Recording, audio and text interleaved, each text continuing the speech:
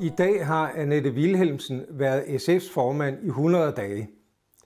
Og man må sige, at hun har fejret sit jubilæum med et brag, men ikke et brag af den festlige slags, hvis man ser det med regeringens briller. I den forgangne uge gav hun et interview til Kjerteminde Avis, som har spredt skræk og rædsel i regeringen. Her udkastede hun en konspirationsteori om, at erhvervslivet og den borgerlige opposition havde rottet sig sammen om at puste til krisen og forværre situationen i dansk økonomi for at gøre livet sværere for regeringen. Samtidig bebrejdede hun erhvervslivet, virksomhederne, at de tænker for meget i vækst og tænker for meget i at tjene penge. Man kan sige, at hendes udfald mod erhvervslivet var en tredobbelt katastrofe. For det første var det en katastrofe, at en erhvervsminister, der frem for nogen har som opgave at få et godt forhold til erhvervslivet, kommer med så voldsomme angreb mod selv samme erhvervsliv. For det andet var det en katastrofe, at det angreb kom netop på et tidspunkt, hvor regeringen er i gang med et fremstød for at styrke sine relationer til erhvervslivet. Helle Thorning har jo lanceret en såkaldt jobpakke. Vi ved ikke så meget om, hvad den går ud på, og det gør Thorning vist heller ikke selv, men i hvert fald har hun sendt et signal om, at det her skal lette livet for erhvervslivet, blandt andet i form af at sænke skatter og afgifter. Og der passer Annette Vilhelmsens melding jo som en boksehandske til et blåt øje i forhold til det projekt fra regeringens side.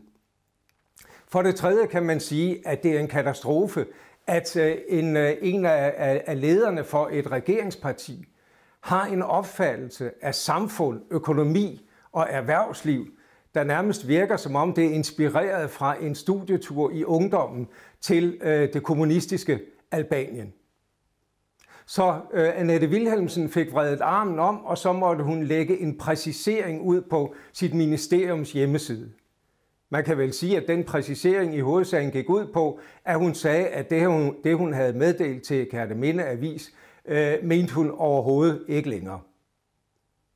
Men i SF er man glade for Annette Vilhelmsen som formand. De fleste SF'ere mener, at hun har levet op til forventningerne.